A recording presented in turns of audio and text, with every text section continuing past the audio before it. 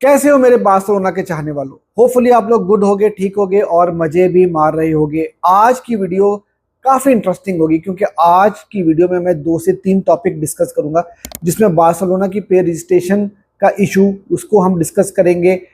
La Liga में बहुत सारे क्लब्स ऐसे हैं जिनको रजिस्ट्रेशन के इश्यूज चल रहे हैं, तो उसको भी थोड़ा सा कवर किया जाएगा। और उसके साथ साथ सबसे इंटरेस्टिंग टॉपिक जो आज की वीडियो में होने वाला है वो ये कि आने वाला जो सीजन है ला लीगा का, वो कौन जीतेगा। क्या बार्सिलोना चैंपियन होगी या रियल मैड्रिड इस बार ट्रॉफी लेकर जाएगी या एटलेटिको डी मैड्रिड जो है वो सरप्राइज देगी। तो काफ़ी इंटरेस्टिंग आज की वीडियो रहेगी और वीडियो को आखिर तक जरूर देखना। और चैनल अगर अभी तक आपने सब्सक्राइब नहीं किया तो मेरे चैनल को सब्सक्राइब कर लो और मुझे फेसबुक, इंस्टाग्राम और डिस्कॉर्ड पर भी फॉलो कर लो, जिसका लिंक मैंने आपको डिस्क्रिप्शन में दिया हुआ है। तो सबसे पहले यार मैं बार्सिलोना की रजिस्ट्रेशन के ऊपर बात करना चाहूँगा। देखो यार, अभी ला लीगा शुरू होने में ना सिर्फ चंद घंटे ही बाकी हैं और अभी तक बार्सिलोना ने जॉन गार्सिया, रैशफोर्ड और बाकी के प्लेयर्स जो हैं, जो 3-4 प्लेयर थे, उनको हमने अभी तक रजिस्टर नहीं किया। कल ये न्यूज़ आई थी कि मेडिकल रिपोर्ट्स टर स्टेगन की जो है वो ला लीगा को हमने भेज दी है और वो एक्सेप्ट भी हो गई है। और बार्सिलोना ने ऑफिशियली इस चीज़ को कहा था कि अब हम जॉन गार्सिया को रजिस्टर कर लेंगे। और आज का दिन जो है वो काफ़ी ज़्यादा एक्सपेक्टेशन लगा के हम लोग बैठे हुए थे कि आज कोई गुड न्यूज़ मिलेगी बार्सिलोना फैंस को। और आज के दिन ही एक फ़ैन ने भी लपोर्ता से पूछा कि हम जॉन गार्सिया को कब रजिस्टर करेंगे, और लपोर्ता ने बोला था कि नाउ। लेकिन भाई अभी तक कोई न्यूज़ आई नहीं। हो सकता है कि मैं जब ये वीडियो पोस्ट करूं तो उसके बाद से कोई हमें गुड न्यूज़ मिल जाए रिगार्डिंग जॉन गार्सिया, रैशफोर्ड वगैरह की। लेकिन फिलहाल जब तक ये वीडियो रिकॉर्ड हो रही है तो अभी तक कोई हमें न्यूज़ नहीं मिली रजिस्ट्रेशन की। और अभी हमारे पास जॉन गार्सिया, शेज़नी, ये दोनों ही रजिस्टर नहीं है। और अभी इस वक्त हमारे पास सिर्फ इनाके पेना ही रजिस्टर गोलकीपर हैं। और अगर जॉन गार्सिया और शेज़नी रजिस्टर नहीं होते तो हो सकता है कि इनाके पेना को ही आप बार्सिलोना के गोल को डिफेंड करते हुए देखो।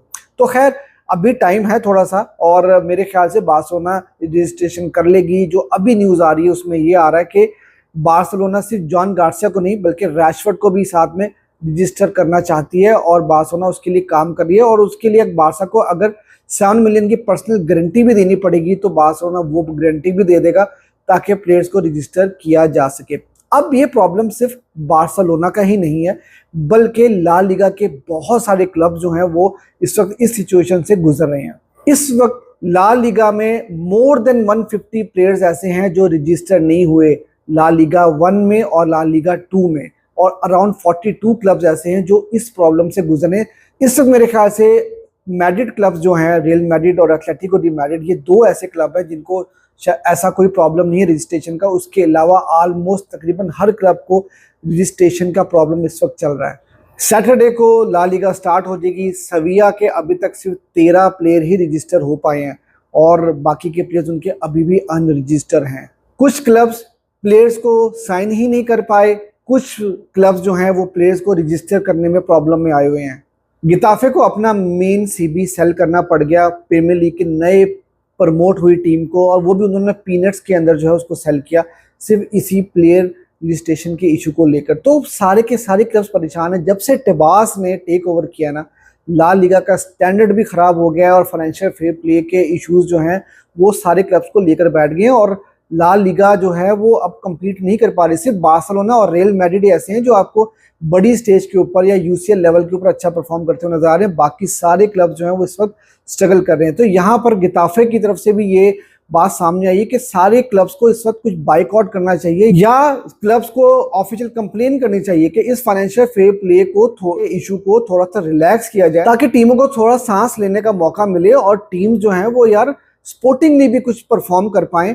क्योंकि अगर टीम्स प्लेयर्स को रजिस्टर नहीं कर पाएंगी, प्लेयर्स को साइन नहीं कर पाएंगे और अपने मेन प्लेयर्स को सेल कर देंगी तो भैया किस तरह से वो सरवाइव करेंगी और किस तरह से वो फुटबॉल खेलेंगी। अब इस वक्त बार्सिलोना का भी जो प्रॉब्लम है वो मेडिकल रिपोर्ट के ऊपर अटका हुआ है और इस वक्त ये भी कंफर्म नहीं है कि टर स्टेगन की सैलरी का 50% बार्सा को मिलेगा या 80% मिलेगा, उसकी भी अभी तक न्यूज़ नहीं आई। तो इस वक्त सारे के सारे क्लब्स प्रॉब्लम में हैं।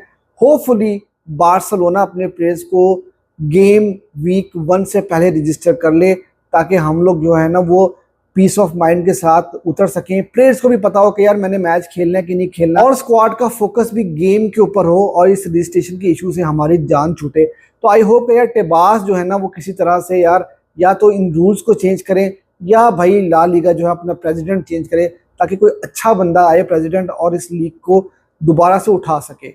अब मैं बात करना चाहूंगा कि कौन जीतेगा ला लीगा अगले सीजन में। यार देखो, मैं ज्यादा लंबी बात नहीं करूंगा क्योंकि ला लीगा में कंपटीशन इतना ज्यादा नहीं है, तो मैं रेलीगेशन बैटल की बात नहीं करूंगा, मिड टेबल की टीम्स की बात नहीं करूंगा, मैं टॉप 5 टीम्स की बात करूंगा कि कौन सी टीम्स इस वक्त मुझे लगता है कि ला लीगा में अच्छी स्ट्रॉन्ग टीम है और उनको रजिस्ट्रेशन के भी इतने ज्यादा इश्यूज नहीं है। तो मैं बात करूंगा टॉप 5 टीम्स को लेकर।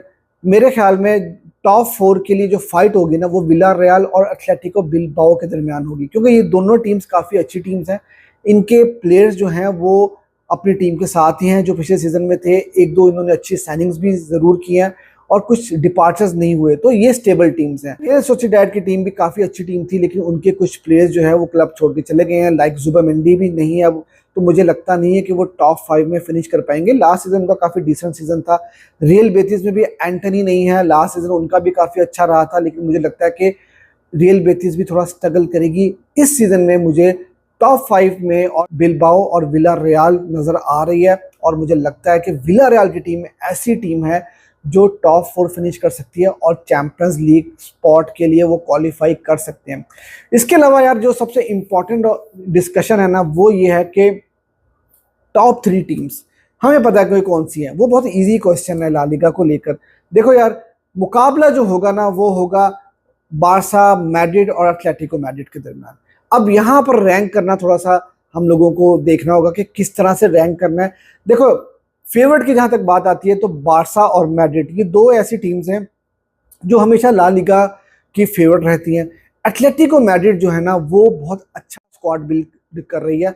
पिछले सीजन में उन्होंने बहुत अच्छी साइनिंग की थी, गैलिगर को भी उन्होंने साइन किया था, जुलियन अल्वारेस को उन्होंने साइन किया और भी बहुत सारी उन्होंने साइनिंग्स की थी। इस सीजन में भी उन्होंने 5 से 6 साइनिंग्स की हैं और बड़ा तगड़ा स्क्वाड उन्होंने बना लिया है। तो वो एक ऐसी टीम है जिसको हम लोग ये बोल सकते हैं कि टाइटल कंटेंडर है और बार्सा और मैड्रिड को तंग कर सकती है। लेकिन कहीं ना कहीं मुझे ये लगता है कि सिम्योनी की मेंटालिटी और सिम्योनी का एक लंबा साथ जो है, तकरीबन 14-15 साल से वो एटलेटिको मैड्रिड के साथ है, तो मुझे यही लगता है कि एक फ्रेश स्टार्ट ना एटलेटिको को भी चाहिए और सिम्योनी को भी चाहिए, क्योंकि अब मॉडर्न फुटबॉल के अंदर एक ही फिलॉसफी और एक ही मेंटालिटी के साथ आप ज़्यादा देर तक चल नहीं सकते। और मुझे लगता है कि यही वो रीज़न है जिसकी वजह से शायद एटलेटिको मैड्रिड इतना पैसा खर्च करने के बावजूद भी अच्छा परफॉर्म नहीं कर पा रही। मैं समझता हूँ कि एटीएम जितनी मर्जी साइनिंग्स कर ले वो थर्ड पोजीशन के ऊपर ही फिनिश करेगी। बार्सा और मैड्रिड अल्टीमेटली इनके दरमियान ही बैटल होने वाली है कि कौन जीतेगा ला लीगा की रेस। तो मेरी थर्ड पोजीशन की जो टीम होगी वो एटलेटिको मैड्रिड होगी। और अब मैं बात करूंगा कि बार्सा और मैड्रिड कौन सी टीम बेहतर है और किसका पलड़ा थोड़ा सा भारी है। देखो यार मैं यहाँ पर बात करूंगा रीजनिंग के साथ कि मुझे कौन सी टीम क्यों थोड़ी सी बेहतर नजर आ रही है और कौन सी टीम मुझे लगता है कि क्यों थोड़ा सा स्ट्रगल करती हुई नजर आएगी। देखो यार, इस सीजन के अंदर अगर आप रियल मैड्रिड की बात करो तो रियल मैड्रिड ने काफ़ी अच्छी साइनिंग्स की हैं, 3 से 4 साइनिंग्स उन्होंने भी की हैं। ट्रेंट को वो लेके आए हैं, होसन को वो लेकर आए हैं और उसके अलावा उन्होंने लेफ्ट बैक भी साइन कर लिया। तो जहाँ जहाँ उनको प्रॉब्लम्स थी वो उन्होंने काफ़ी ज़्यादा सॉर्ट आउट की हैं चीज़ों को। और उसके साथ साथ उनका एक नया मैनेजर भी आ गया। कार्लो को काफ़ी ज़्यादा क्रिटिसिज्म मिला था लास्ट सीजन में और अभी साबी अलोंसो आए हैं और वो टोटली उनका सिस्टम चेंज करना चाहते हैं, पोजेशन बेस्ड फुटबॉल खिलाना चाहते हैं। वो खुद भी एक मिडफील्डर रहे हैं और मिडफील्ड के अंदर गेम को कंट्रोल कैसे करना है, किस तरह से मिडफील्ड बैटल जीतनी है वो अच्छी तरह से जानते हैं। लेकिन मुझे अभी भी रियल मैड्रिड के अंदर काफ़ी ज़्यादा खामियां नज़र आती हैं। देखो यार, रियल मैड्रिड के पास बहुत क्वालिटी प्लेयर्स हैं और ये टीम कोई भी कंपटीशन जीतने के लिए जो है ना वो हमेशा हर साल रेडी रहती है। लेकिन अगर मैं इस टीम के मिडफील्ड की बात करूं तो मुझे यहाँ पर काफ़ी सारी प्रॉब्लम्स अभी भी नजर आते हैं। मुझे लगता है कि अभी भी 2 ऐसी साइनिंग्स हैं जहां पर रियल मैड्रिड को करनी चाहिए थी। एक सेंटर बैक एक्स्ट्रा इनको साइन करना चाहिए था। मिलिटाओ आ गए हैं लेकिन 2 एसीएल इंजरीज के बाद से आए हैं, कितनी देर तक वो इंजर्ड नहीं होते वो एक क्वेश्चन होगा और वो दोबारा इंजर्ड ना हो जाए ये भी एक क्वेश्चन रहेगा। और रूडिगर की परफॉर्मेंस रिसेंटली इतनी ज़्यादा अच्छी नहीं रही थी।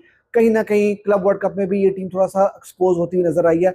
और सबसे इंपॉर्टेंट चीज़ जो मुझे लगता है कि जहां पर रियल मैड्रिड लैग कर रही है वो है मिडफील्ड, क्योंकि क्रूज की साइनिंग अभी तक इन्होंने नहीं की, अभी तक कोई कंट्रोलर ये साइन नहीं कर पाए। लूका मॉड्रिच को भी इन्होंने जाने दिया और लूका मॉड्रिच की भी कोई रिप्लेसमेंट नहीं है। और साथ ही साथ बिलिंगम जो कि इनके बड़े ज़बरदस्त अटैकिंग मिडफील्डर हैं, वो भी 2 से 3 महीने के लिए बाहर हो चुके हैं। तो मिडफील्ड के अंदर यहाँ पर मुझे काफ़ी सारे इश्यूज़ नज़र आ रहे हैं। देखो, अटैक इनका जो है ना, वो विनी जूनियर बेशक इतना अच्छा नहीं खेल रहे हैं। जब से एम्बाप्पे आए हैं वो अपनी फॉर्म खो चुके हैं, अपना कॉन्फिडेंस शायद खो चुके हैं। लेकिन यार उस प्लेयर में भी क्वालिटी है, एम्बाप्पे में भी क्वालिटी है। पिछला सीज़न एम्बाप्पे का बहुत अच्छा रहा था। रॉड्रिगो का मुझे नहीं पता कि क्या सीन होने वाला है, क्या वो क्लब छोड़ के जाएंगे कि नहीं जाएंगे। अभी समर विंडो में 15 से 20 दिन बाकी हैं, लेकिन इनके पास अटैक में बहुत ज़्यादा क्वालिटी है। और ये देखना होगा कि चाबी अलोंसो किस तरह से इनका अटैक मैनेज करेंगे। जो मुझे लगता है कि ये दो स्ट्राइकर के साथ शायद खेलेंगे, ये 4-4-2 की फॉर्मेशन के साथ खेलेंगे, तो वहां पर कहीं ना कहीं अम्बापे और विनी जो है ना थोड़ा सा एडजस्ट होते हुए नजर आएंगे आपको। लेकिन प्रॉब्लम है कि मिडफील्ड की बैटल जो है ना, वहां पर इनको ये जीतना थोड़ा सा मुश्किल होगा। एक चीज तो मैं आपको बता दूं कि ला लीगा वही टीम जीतेगी जो आपस में की जो गेम्स होंगी ना, अल क्लासिको, मैड्रिड डर्बी, बार्सा और एटलेटिको मैड्रिड के जो गेम्स होंगी, इनमें जो टीम्स पॉइंट ज्यादा निकाल लेगी वही टीम ला लीगा जीतेगी। लास्ट सीजन भी यही हुआ था कि बार्सा ने सारे अल क्लासिकोस जीत लिए और एटीएम को एक मैच जो है वो हमने हरा दिया था, एक हम उससे हार गए थे। तो डिफरेंस जो है ना वो बेसिकली इन्हीं 3 गेम्स में आपको निकलता हुआ नजर आएगा। और यहीं पर मैं वो बात करना चाह रहा हूँ कि मिडफील्ड बैटल जो है ना वो बहुत इंपॉर्टेंट रहेगी, क्योंकि अगर आप बार्सिलोना की मिडफील्ड की बात करो तो बार्सा की मिडफील्ड में बहुत सारे ऑप्शन है, बहुत बैलेंस मिडफील्ड है। हमें एक धचका जरूर लगा इनिगो मार्टिनेज का, और वो मुझे लगता है कि हम किसी ना किसी तरह से मैनेज कर लेंगे, क्योंकि हमारे पास फिर भी बैकअप में अच्छी क्वालिटी है। हम उसको कहीं ना कहीं मैनेज कर सकते हैं क्रिस्टियनसन से, और कुबार्सी को लेफ्ट सेंटर बैक खिलाकर, अरोहो को राइट सेंटर बैक खिलाकर, और हमारे पास उसके अलावा भी ऑप्शंस हैं, एरिक गार्सिया भी हैं, और जेरार्ड मार्टिन को भी हम कहीं ना कहीं एडजस्ट कर सकते हैं। ठीक है, इनिगो मार्टिनेज जो है वो एक प्रूवन प्लेयर थे, लेकिन अब आपको उसके बगैर खेलना है और आपको कोई ना कोई रास्ता निकालना होगा। इनके अलावा बार्सा ने मेरे ख्याल से अपनी जो वीकनेसेस थी ना वो बेहतरी की है, स्क्वाड डेप्थ थोड़ी सी इंप्रूव ही हुई है। आप अगर बार्सा को देखो कि हम लोगों ने कई सीजन्स के बाद जो है वो प्रॉपर लेफ्ट विंगर साइन किया है रैशवर्ड की शक्ल में। एक गोलकीपर जो हमारा एक प्रॉब्लम रहा है रिसेंटली, एक अच्छा नया गोलकीपर हमारे पास आ गया। तो देखा जाए तो बैलेंस ऑफ स्क्वाड की अगर बात की जाए तो बार्सिलोना थोड़ी सी यहाँ पर मुझे फेवरेट नजर आ रही है और ज्यादा बैलेंस टीम नजर आ रही है। बाकी यार क्वालिटी मैड्रिड के पास भी है, बार्सा के पास भी है और एटलेटिको मैड्रिड के पास भी है। तीनों में से कोई भी टीम जीत सकती है, लेकिन अगर मैं परसेंटेज की बात करूं तो मुझे 50% बार्सिलोना ला लीगा जीतती हुई नजर आती है, और 40% मैं दूंगा रियल मैड्रिड को और 10% एटलेटिको डी मैड्रिड को। तो इस तरह से मैं इस रेशियो को जो है वो सॉर्ट आउट करूंगा, सेग्रीगेट करूंगा इन टीम्स को। तो मेरे ख्याल से जो है वो बार्सिलोना थोड़ी सी स्लाइटली फेवरेट है, लेकिन भाई ऑन पेपर चीजें कुछ और होती हैं और ऑन ग्राउंड चीजें जो है वो कुछ और होती हैं। मैचेस जीतकर ही आपको लीग जीतनी पड़ती है, और एक खुदा ना खास्ता किसी प्लेयर को इंजरी हो जाए या एक ऐसा इंसिडेंट, एक प्लेयर के कोई ऐसी गलती हो जाती है जिसकी वजह से पूरा सीजन जो है वो चेंज हो सकता है। लेकिन मैं ये समझता हूँ कि बार्सिलोना जो है वो स्लाइटली फेवरेट है। तो यार ये थी आज की वीडियो। होपफुली वीडियो आपको अच्छी लगी होगी। वीडियो आपको अच्छी लगी तो वीडियो को लाइक कर देना, चैनल अगर अभी तक आपने सब्सक्राइब नहीं किया तो मेरे चैनल को सब्सक्राइब करना ना भूलना।